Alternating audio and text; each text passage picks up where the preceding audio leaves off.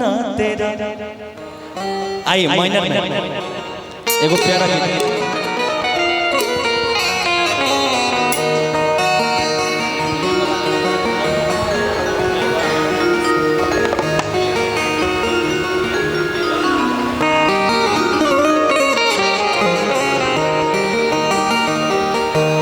हो नहीं खाए खोबा में बा नहीं मिसरी मलाई।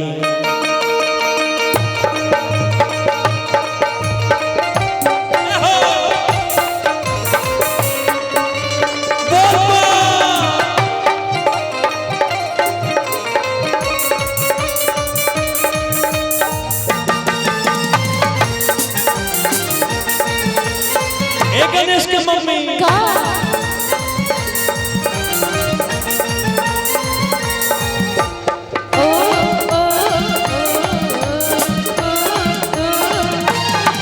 नहीं खाए खोबा में बा नहीं मिसरी मलाई।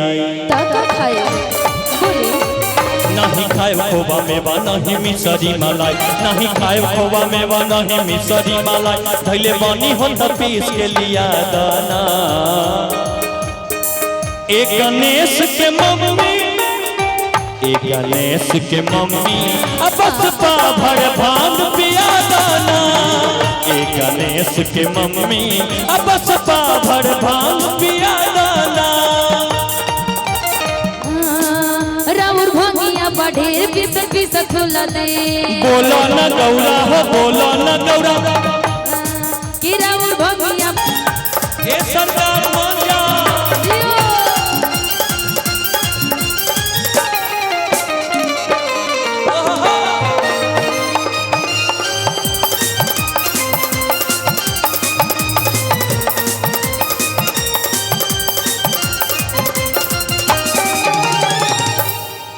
अच्छा भंगिया न देबू त गांजा मल।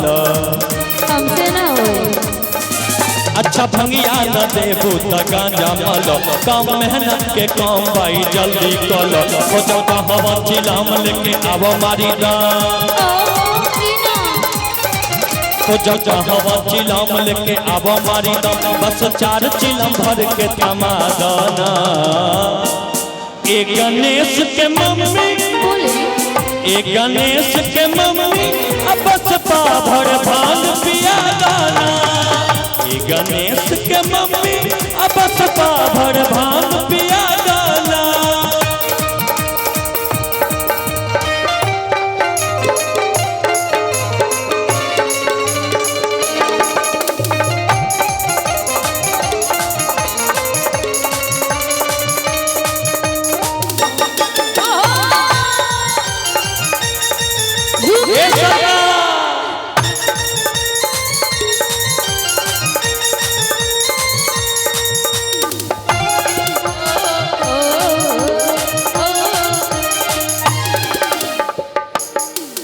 चाहे राजी हुई चाहे हुई नाराज।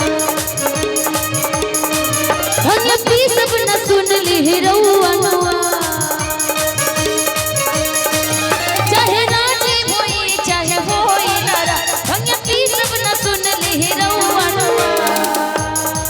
जन करी आँख लाल करी हमारो पे क्या सुनिए। जन करी आँख लाल करी हमारो पे क्या नशा करी जजी नशा में नशाई ना। ए गणेश के पापा ए कार्तिक के पापा हमसे भांग पिसाई ना। ए गणेश के पापा हमसे भांग पिसाई। हेलो अच्छा भांग नहीं पीसेगा नहीं सोच लिए हैं। बिल्कुल तो सुन लीजिए हमारी बात। जिंदगी में तुझी पे लुटाऊंगा। मैं तो मर के भी तुझको चाहूंगा। गौरा गौरा गौरा गौरा। जिंदगी में तुझी पे लुटाऊंगा। जिंदगी में तुझी पे लुटाऊंगा। तुम